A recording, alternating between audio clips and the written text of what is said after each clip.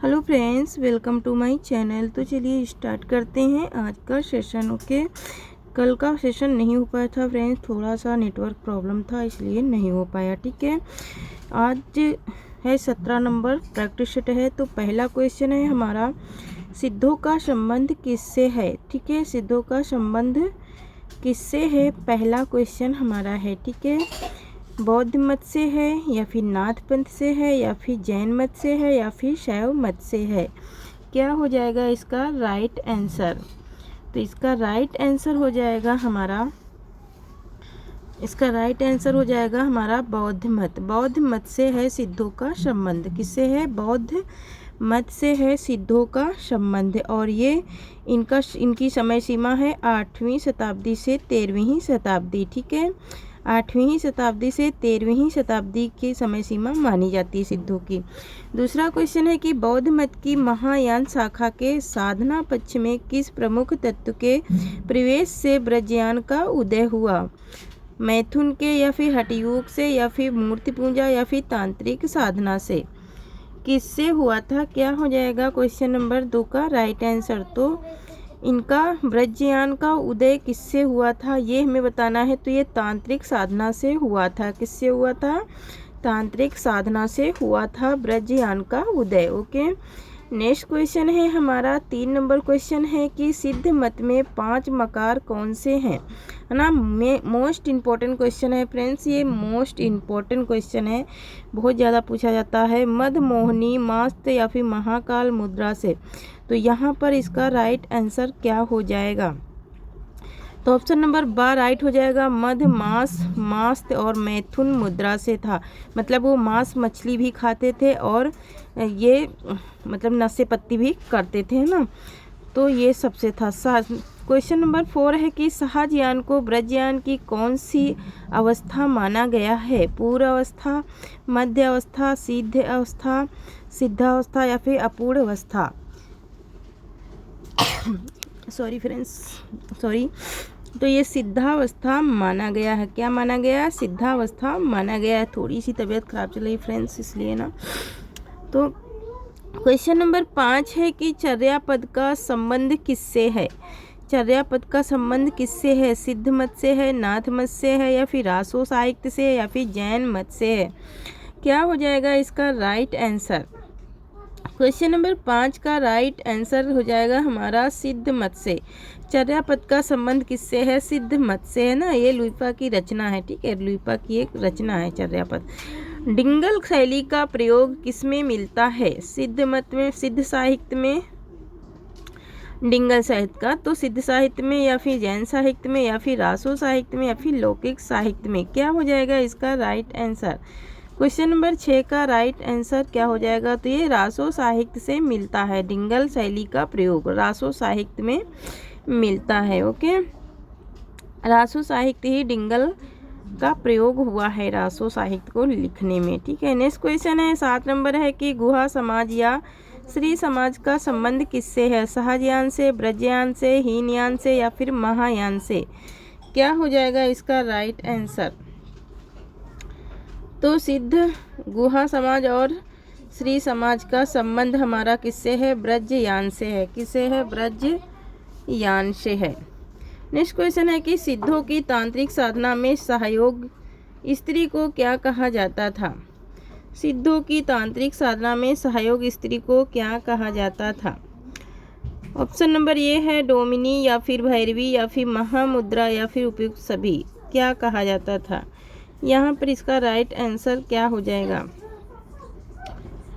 तो इसका right answer हो जाएगा हमारा उपयुक्त सभी। ये तीनों ही नाम से सहयोगी स्त्रियों का तीनों ही नाम थे। ठीक है, डोमिना, भैरवी और महामुद्रा, ये तीनों ही सहयोगी स्त्रियां थी। सिद्धों की बनियों की भाषा को क्या कहा जाता था। संध्या भाषा या फिर खिचड़ी भाषा या फिर कूट भाषा या फिर रहस्य भाषा। सिद्धों की बनियों की भाषा तो संध्या भाषा थी। क्या थी, संध्या भाषा थी। नेक्स्ट क्वेश्चन है क्वेश्चन नंबर 10 है कि सिद्ध साधना में डोमिनी या भैरवी का अर्थ है हठ योग की एक मुद्रा, चर्यापद का विशेष गीत या फिर वामाचार में सहयोगी पार्या प्रायः नीच जात की स्त्री या फिर तांत्रिक साधना। क्या हो जाएगा इसका राइट आंसर? क्वेश्चन नंबर 10 का राइट आंसर हो जाएगा वामाचार में सहयोगी प्रायः नीच जात की स्त्री, है ना। सहयोगी कौन थी? एक नीच जात की स्त्री थी। क्वेश्चन नंबर 11 है कि निम्नलिखित में निषिद्ध साहित्य की कौन सी विशेषता नहीं है? गुरु महिमा नहीं है, या फिर नारी का निषेध नहीं है, या फिर योग साधना नहीं है, या फिर तंत्र सिद्ध नहीं है। क्या हो जाएगा इसका राइट आंसर? तो यहाँ पर नारी का निषेध जो है ये इसकी विशेषता नहीं है। किसकी? सिद्ध साहित्य की। सिद्ध साहित्य की ये विशेषता नहीं है। नेक्स्ट क्वेश्चन है हमारा, गोरखनाथ के गुरु कौन थे? चौरंगीनाथ, या फिर आदित्यनाथ, या फिर मच्छेंद्रनाथ, या फिर चरपटीनाथ। क्या हो जाएगा इसका राइट आंसर? तो गोरखनाथ के गुरु हमारे कौन थे?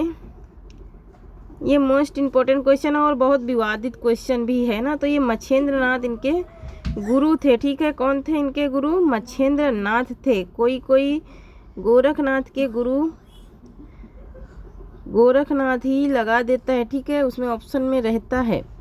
नेक्स्ट क्वेश्चन है हमारा,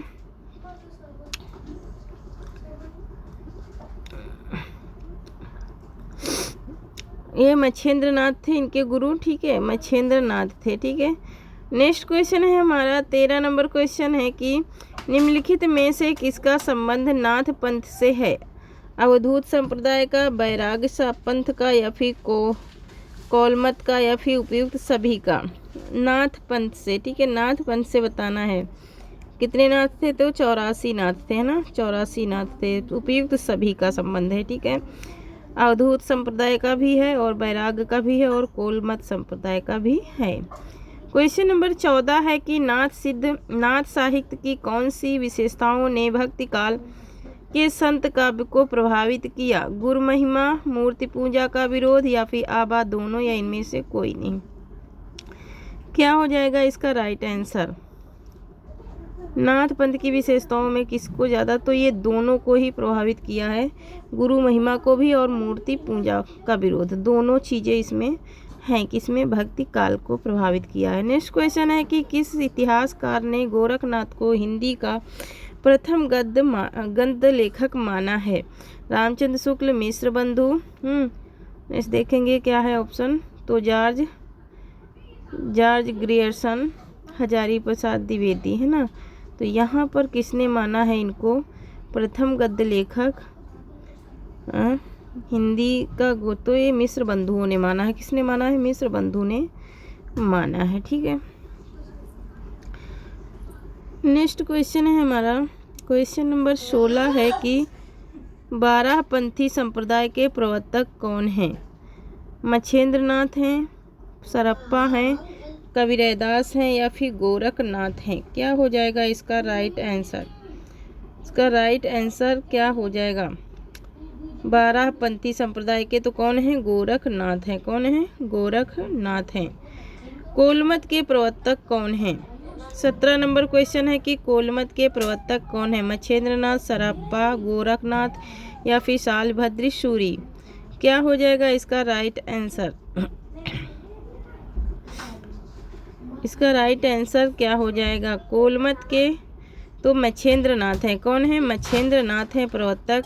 किसके? कोलमत प्रवर्तक के, ठीक, कोलमत के प्रवर्तक हैं मच्छेंद्रनाथ। नेक्स्ट क्वेश्चन है 18 नंबर है कि साहित्य के संदर्भ में कौन सा कथन असत्य है? इनमें हठ योग और तांत्रिक साधना प्रमुख है, सिद्ध के लिए स्त्री का योग भोग आवश्यक माना गया है, या फिर रहस्य भावना की प्रमुखता है, या फिर मूर्ति पूजा का विशेष महत्व है। तो यहाँ पर इसमें हठ योगी योग और तांत्रिक साधना क्या थी? प्रमुख थी, मतलब कि बहुत अच्छे स्थान पर मानी जाती थी। ये अशुद्ध है, ठीक है, यही अशुद्ध है, ठीक है, नहीं सॉरी, ये अशुद्ध नहीं है। इसमें मूर्ति पूजा का विशेष महत्व नहीं रखा गया था। ये इसमें हठ योग और तांत्रिक साधना ये थी, ठीक है, ये तीनों थे, लेकिन द नंबर जो है मूर्ति पूजा का विशेष महत्व ये नहीं था।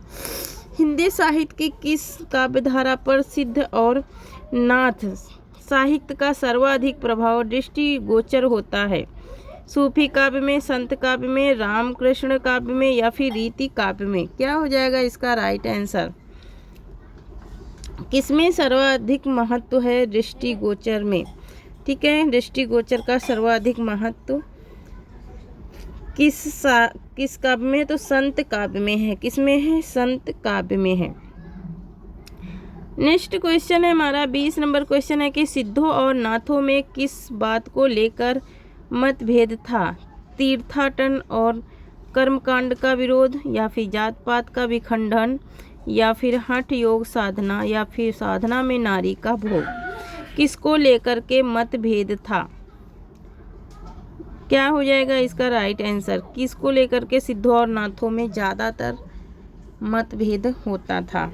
तो यहाँ पर जाति पाति का विखंडन युद्ध नहीं था और हठ योग साधना ये भी नहीं था। यहाँ पर राइट आंसर हो जाएगा साधना में नारी का भोग, है ना।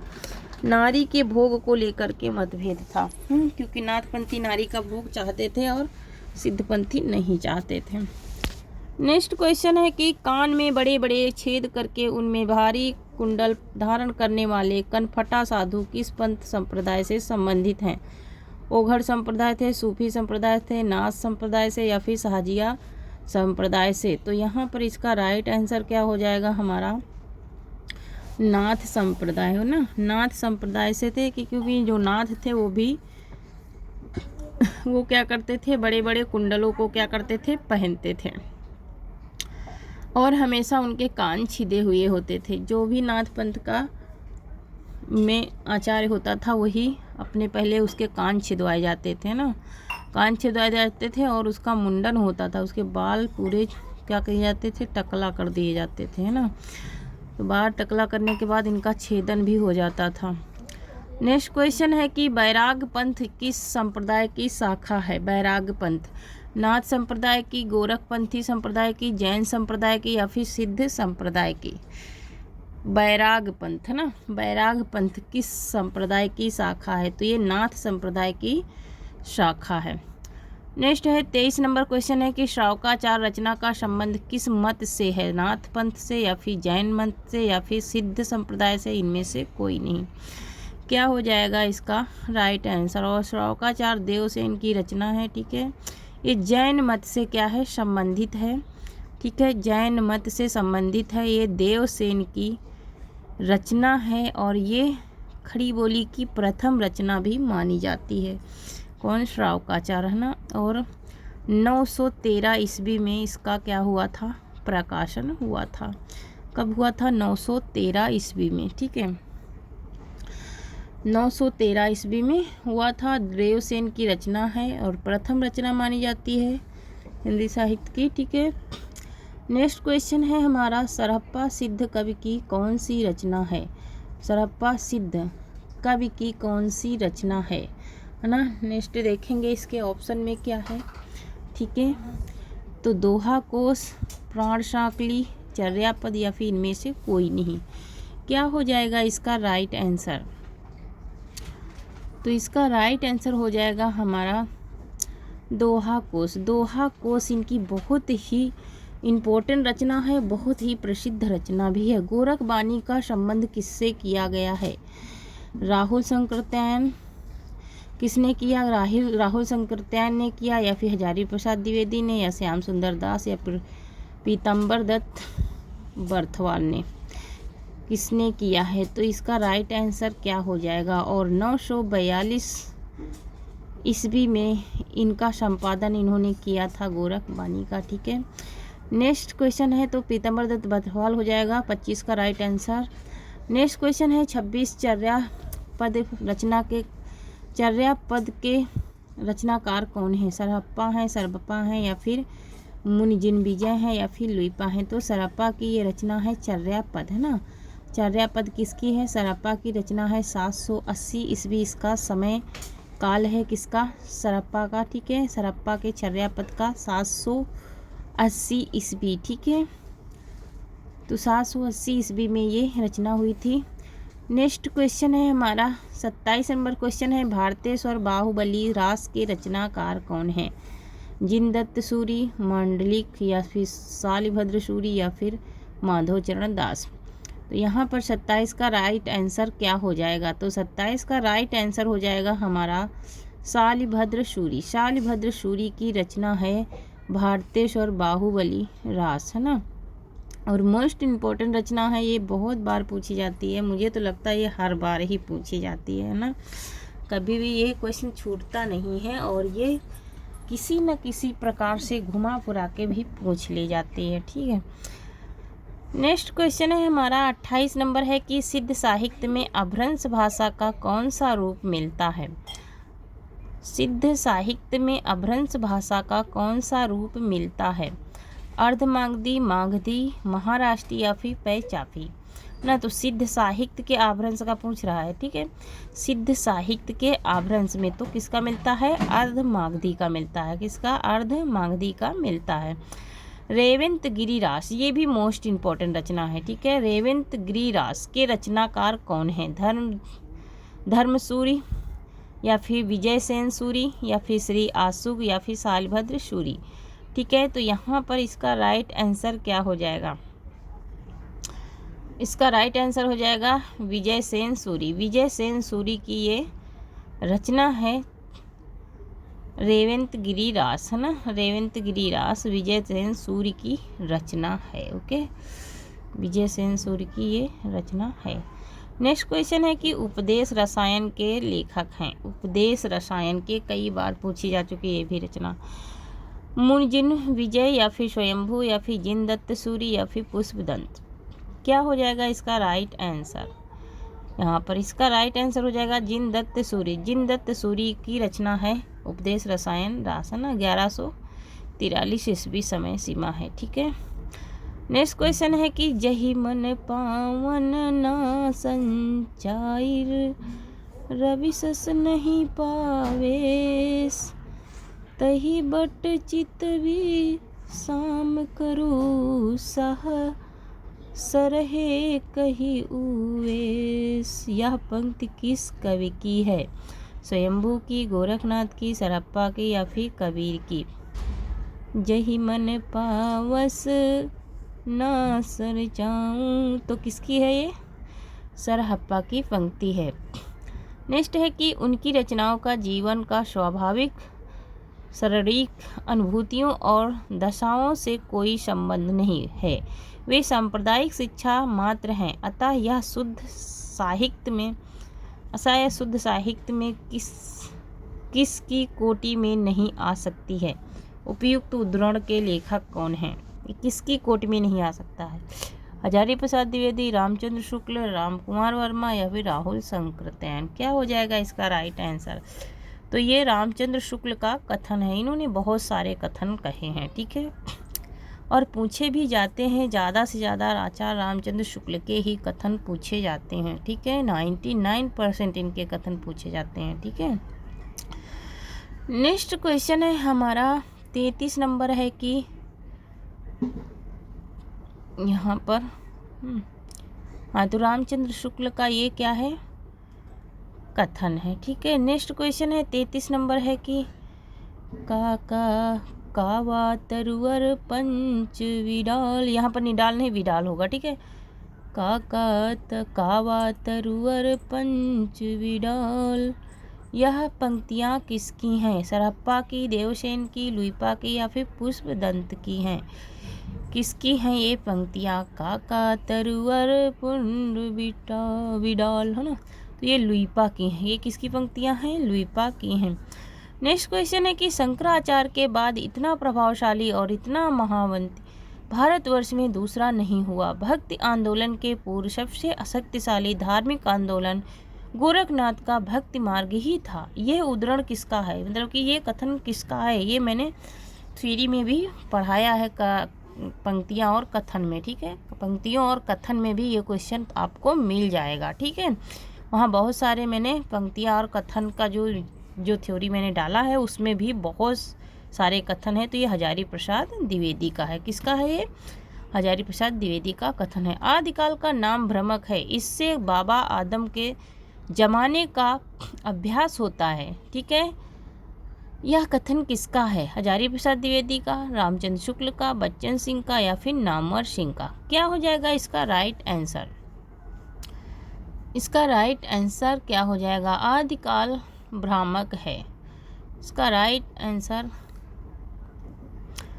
नेक्स्ट क्वेश्चन है कि लुम्बी में त्रिलोक समाया, त्रिवेणी ऋण चांदा, बुझो रे ब्रह्म ज्ञानी, अनहद नाद अभागा। तो यह पंक्ति किसकी है? सरप्पा की, कबीर की? तो ये गोरखनाथ की है। किसकी है ये? गोरखनाथ की पंक्ति है। ठीक है, किसकी है? गोरखनाथ की पंक्ति है। नेक्स्ट क्वेश्चन है कि सिद्धों का महासुखवाद क्या है? संभोग की चरम परिणति है या फिर कुंडलिनी का जागरण है या फिर आत्म साक्षात्कार की अनुभूति है या फिर आत्म विस्मृति है? क्या हो जाएगा इसका राइट आंसर? महासुखवाद इनका क्या था? किसका? सिद्धों का। तो ये संभोग की चरम परिणति था। संभोग की चरम परिणति इनका क्या था? महासुख भोग ये मानते थे। 38 नंबर क्वेश्चन है कि लोकसभा में कौन सा होगा? ठीक है, कौन सा साहित्य लिखा गया है ना फ्रेंड्स, थोड़ा सा मिस्टेक हो जाती कभी कभी टाइपिंग में। ठीक है, तो यहाँ पर सी की जगह पर सा हो जाएगा। जैन साहित्य, सिद्ध साहित्य, नाथ साहित्य या फिर रासो साहित्य? लोक भाषा में पूछ रहा है। ठीक है, लोक भाषा में कौन सा साहित्य लिखा गया? तो सिद्ध साहित्य लिखा गया। कौन सा साहित्य लिखा गया? सिद्ध साहित्य लिखा गया। किसमें लिखा गया? लोक भाषा में। नेक्स्ट क्वेश्चन है 39 नंबर क्वेश्चन है कि सिद्ध साहित्य का क्षेत्र कौन सा था? पूर्वी क्षेत्र, पश्चिमी क्षेत्र, दक्षिणी क्षेत्र, उत्तरी क्षेत्र? क्या हो जाएगा इसका राइट आंसर? सिद्ध साहित्य का क्षेत्र तो पूर्वी क्षेत्र था सिद्धों का। ठीक है, सिद्धों का कौन सा क्षेत्र था? पूर्वी था। 40 नंबर क्वेश्चन है कि जैन साहित्य किस क्षेत्र में लिखा गया? पूर्वी क्षेत्र में, पश्चिमी क्षेत्र में, उत्तरी क्षेत्र में या फिर दक्षिणी क्षेत्र में? अभी पहले, इसके पहले कौन सा क्वेश्चन था? सिद्ध का था, लेकिन अभी का कौन सा है? जैन का है। ठीक है, तो ये पश्चिमी क्षेत्र में लिखा गया। किस में लिखा गया? पश्चिमी क्षेत्र में अधिकतर ये लिखा गया। पश्चिमी क्षेत्र से ही ये माना जाता है। कौन सा? जैन साहित्य। नेक्स्ट क्वेश्चन है कि रास ग्रंथ किस साहित्य का लोकप्रिय रूप था? जैन साहित्य का, सिद्ध साहित्य का या फिर नाथ साहित्य का या फिर लौकिक साहित्य का? क्या हो जाएगा इसका राइट आंसर? तो यहाँ पर हो जाएगा जैन साहित्य ना, जैन साहित्य में लिखा गया। ठीक है, नेक्स्ट क्वेश्चन है हमारा 42 नंबर क्वेश्चन है कि नाथ संप्रदाय में आदिनाथ किसे माना गया है? गोरखनाथ को, मच्छेंद्रनाथ को, शिव को या फिर जलंधर को? किसको माना गया? नाथ संप्रदाय की बात हो रही। आदिनाथ को, आदिनाथ किसे माना गया? आदिनाथ मतलब कि सबसे अच्छे नाथ है ना, तो ये किसको माना गया? शिव को, शिव को माना गया है। ये सब जो नाथी थे, जो नाथ पंथ वाले थे, सब शिव को ज़्यादा मानते थे। लुइपा के गुरु थे सरप्पा या फिर गोरखनाथ या फिर मच्छिंद्रनाथ है ना। सरबा थे या फिर सरप्पा थे या फिर गोरखनाथ या फिर मच्छिंद्रनाथ। तो लुइपा के गुरु कौन थे? सरप्पा थे। ठीक है, आचार, रास, फाग, चरित शैलियाँ मिलती हैं जैन साहित्य में, नाथ साहित्य में, रासो साहित्य में या फिर सिद्ध साहित्य में? क्या हो जाएगा इसका राइट आंसर? इसका राइट आंसर क्या हो जाएगा? तो यहाँ पर इसका राइट आंसर हो जाएगा आचार, रास, फाग है ना। इन तीनों की शैलियाँ जैन साहित्य में मिलती हैं। कहाँ पर मिलती हैं? जैन साहित्य में मिलती हैं। नेमिनाथ रास नाम 58 छंदों की रचना है। ठीक है, ये जिनदत्त सूरी की है या फिर जयचंद की है या फिर सुमितगढ़ की है या फिर विजय सेन की? तो यहाँ पर ये सुमितगढ़ की रचना है, नेमिनाथ रास है ना, और ये 58 छंदों में लिखी गई है 1213 ईस्वी में। ठीक है, 1213 ईस्वी में 58 छंदों में लिखी गई है। और कब लिखी गई है? तो 1213 ईस्वी में लिखी गई है। नारी निंदा किस संप्रदाय में मिलती है? नारी निंदा नाथ संप्रदाय, नाथ पंथ में, जैन संप्रदाय में, सिद्ध संप्रदाय में या किसी में नहीं? तो इसका राइट आंसर क्या हो जाएगा? नारी निंदा ना, नारी की, तो ये नाथ संप्रदाय में मिलती है। नेक्स्ट क्वेश्चन है 47 नंबर है कि इनमें से नाथ संप्रदाय में क्या नहीं है? गुरु महिमा, नारी निंदा, इंद्रिय निग्रह, तो गृहस्थों का आदर? क्या नहीं है? तो ये तीनों है, लेकिन गृहस्थों का आदर नहीं है। नारी निंदा भी है, इंद्रिय निग्रह है और गुरु महिमा भी है। राहुल संकृतयन द्वारा संपादित दोहा कोश में किस कवि की रचनाएं संपादित की हैं?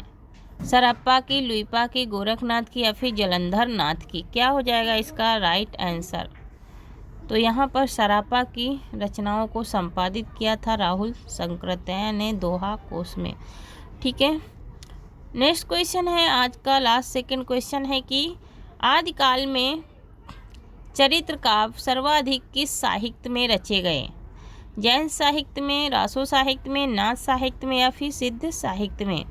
क्या हो जाएगा इसका राइट आंसर? तो जैन साहित्य में सर्वाधिक आदिकाल के चरित्र काव्य क्या किए गए थे? लिखे गए थे, है ना।